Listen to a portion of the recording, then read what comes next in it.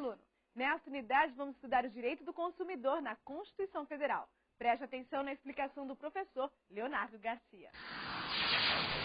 Olá, amigos. Meu nome é Leonardo Garcia, professor de Direito do Consumidor, e vou estar com vocês aqui para ajudá-los a estudar o direito do consumidor, principalmente focado para concursos públicos. Sou procurador do Estado do Espírito Santo, estou aqui para estudar com vocês essa matéria tão instigante e tão prática do dia a dia. Nesse momento agora, nós vamos estudar como unidade temática a introdução ao estudo do direito do consumidor.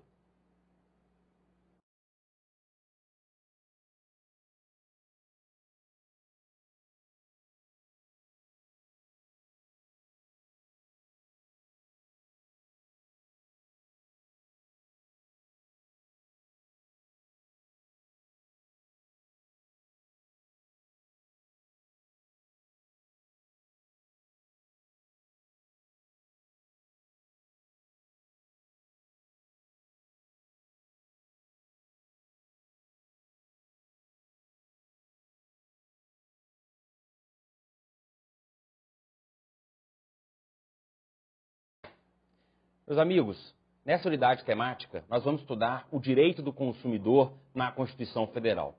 Estudar o direito do consumidor é fundamental, além da abordagem da Lei 8.078, nós enxergarmos, primeiramente, como o legislador ordinário verificou o Código de Defesa do Consumidor ou a defesa do consumidor dentro da Constituição. O direito do consumidor, hoje, é um direito fundamental, está previsto no artigo 5º, inciso 32 da Constituição Federal. Meus amigos, isso tem uma importância muito grande, porque o Brasil adotou a defesa do consumidor como um direito e garantia fundamental.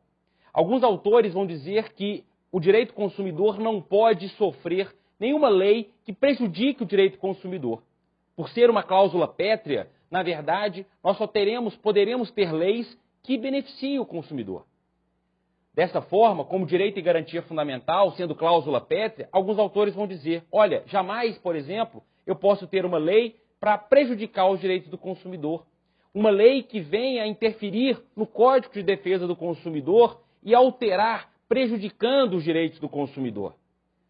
Nós tivemos recentemente no STF uma ADI 2591, questionando a aplicação do CDC aos bancos, aos contratos bancários. A Confederação Nacional dos Bancos queria retirar a aplicação do CDC aos contratos bancários. Isso está previsto no artigo 3º, parágrafo 2º do Código de Defesa do Consumidor. As atividades financeiras são, sim, serviços que aplicam o Código de Defesa do Consumidor. Ora, se é uma cláusula pétrea, se é um direito e garantia fundamental, artigo 5º, inciso 32, jamais eu poderia ter, então, uma alteração para prejudicar os direitos do consumidor. Ou seja, uma alteração que retirasse efetivamente os contratos bancários ou a aplicação dos contratos bancários do Código de Defesa do Consumidor. Mas a defesa do consumidor é considerado também como princípio da ordem econômica. Aquele artigo que a gente estuda lá no direito econômico, artigo 170 da Constituição Federal. Lá no artigo 170, inciso 5º, nós vamos ter a defesa do consumidor como princípio da ordem econômica. E é interessante, meus amigos, porque sempre que a gente estuda a ordem econômica, a gente estuda a livre iniciativa, não é verdade? A gente sempre estuda, na verdade, o poder ou o direito que o comerciante, que o fornecedor, que o empresário, de maneira geral, tem de poder, no mercado de consumo, agir com livre iniciativa. Ou seja, no Brasil, eu não tenho, por exemplo, a obrigação de quando efetuar ou quando elaborar um contrato de adesão. A maioria dos contratos das relações de consumo hoje são de adesão. Nós vamos falar isso nas unidades temáticas.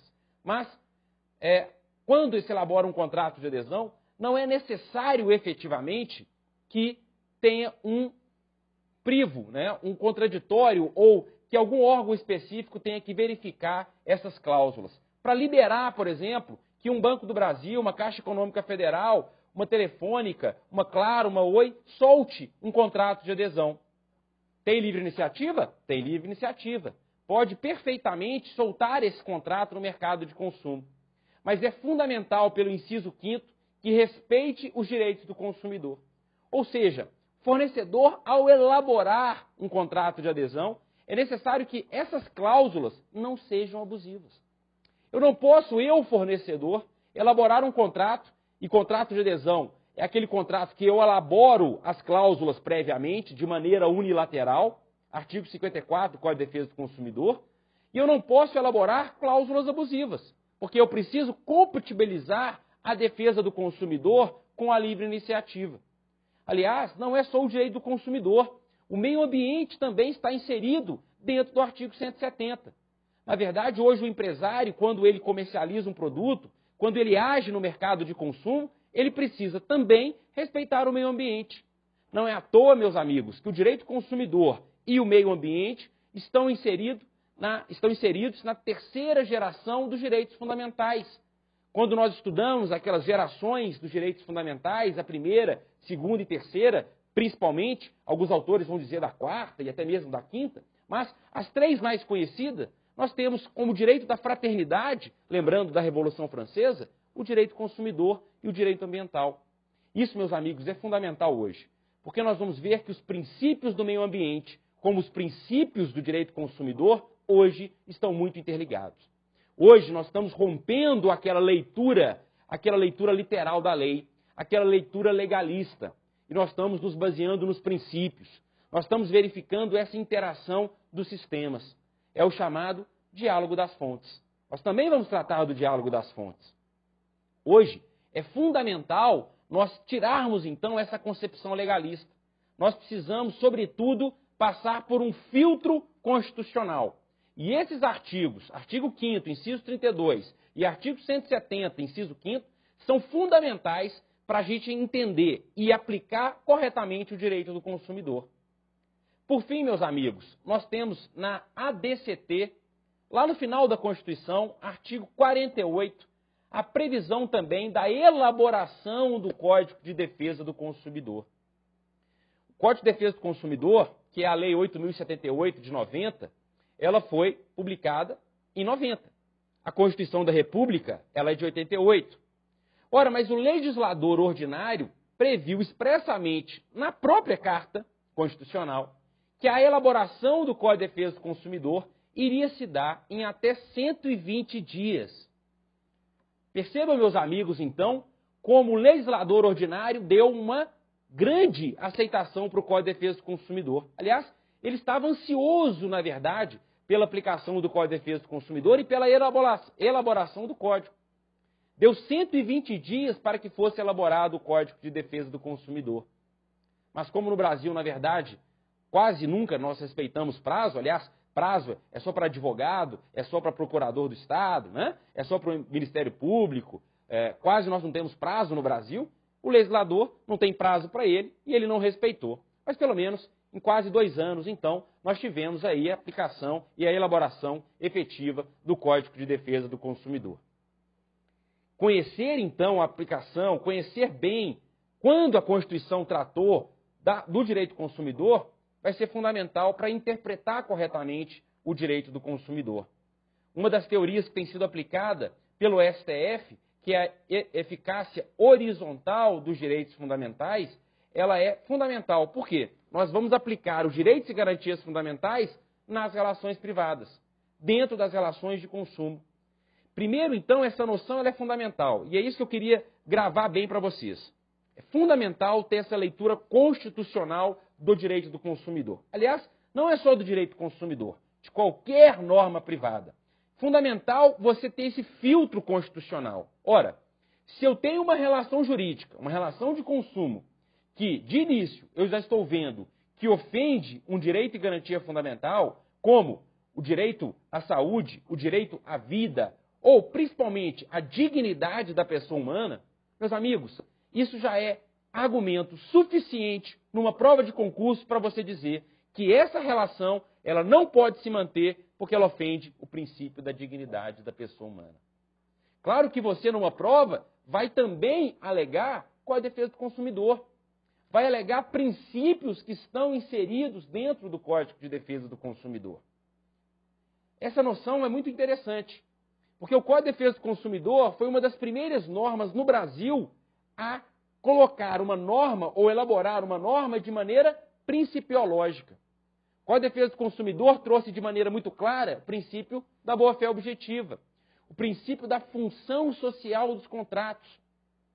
São princípios interessantes porque são através desses princípios que se aplicam os direitos e garantias fundamentais. Então são princípios importantes de ter em mente porque, numa primeira visão, antes de você olhar a lei, olhar especificamente as regras, o que pode e o que não pode ser feito, faça um filtro constitucional. Verifique se uma determinada relação, se um determinado contrato, se uma determinada atitude do fornecedor, se ela ofende ou não direito e garantia fundamental.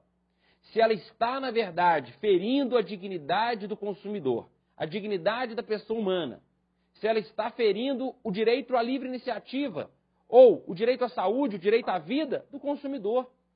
Várias atitudes do fornecedor vão comprometer esses direitos e garantias fundamentais. Ter, então, essa noção, essa ideia da Constituição, ou esse filtro constitucional, hoje é fundamental para que se aplique perfeitamente ou corretamente o Código de Defesa do Consumidor. E em nossos estudos, meus amigos, eu queria convidá-los a colocar o código ao seu lado. Nas próprias unidades de estudo, nós vamos estudar especificamente o Código de Defesa do Consumidor. E eu quero trazer para vocês algumas palavrinhas, algumas expressões que têm sido cobradas de maneira rotineira nos concursos. Nós precisamos ter um estudo objetivo. Nós precisamos estudar o Código de Defesa do Consumidor sobre o olhar das bancas de concurso. Como o CESP, como a Fundação Carlos Chagas, a FCC, como a ESAF, como a FUNESP, a Sesgran Rio, ou até mesmo uma banca própria. Uma banca do Ministério Público de São Paulo, por exemplo, que é composta por procuradores de justiça, ou do Ministério Público de Goiás. Nós precisamos conhecer quem está elaborando essas provas. Então, hoje é fundamental nós termos a visão de como essa matéria, ou as matérias de concurso, estão sendo cobradas nas provas. Eu acredito hoje que é fundamental, para uma correta preparação de concurso, se estudar por um bom livro, estude por um bom manual, leia a lei, principalmente a Constituição e as leis que estão nos editais. Mas também, meus amigos, de maneira paralela, façam questões de concurso. Especificamente, se puderem, daquela banca para a qual vão fazer a prova. Por exemplo, o CESP vai elaborar o próximo concurso que eu vou fazer. Ótimo, vou pegar as provas do CESP, as questões do CESP e treinar essas questões junto com o estudo. É isso que nós vamos pretender no nosso estudo, que eu quero fazer no nosso estudo. Verificar as questões de concurso juntamente com essa matéria. Para fechar esse bloco, então, eu gostaria de ler uma questão de concurso que está dentro do que eu disse, dentro dessa unidade de estudo, ok? Vamos lá para a questão, então, para vocês visualizarem como os concursos têm cobrado esse tópico que eu acabei de abordar. Vamos lá. Uma prova de procurador do Tribunal de Contas, do DF. A defesa do consumidor é tratada na Constituição da República de 1988 de duas formas. Como direito fundamental e como princípio da ordem econômica. Meus amigos, foi exatamente isso que eu falei nesse primeiro encontro nosso. O direito consumidor não é tratado como direito fundamental? Artigo 5º, inciso 32? Direito fundamental. Está lá no artigo 5º, inciso 32. Não é tratado como princípio da ordem econômica? Artigo 170, inciso 5º. Percebam, então, como os concursos têm dado a aplicação a essa matéria, a esse tema que nós acabamos de tratar. Espero que vocês possam aproveitar esse estudo, verificar as questões juntamente com o que nós estamos tratando e juntamente com o que está no código. Um grande abraço e espero vocês na próxima unidade. Aproveite o campo Minhas Anotações posicionado logo aqui embaixo e registre os principais pontos do conteúdo que acabou de conferir. Isso pode ser feito de uma forma bem rápida e simples, já que você não precisa trocar de janela para fazer as anotações. Até mais!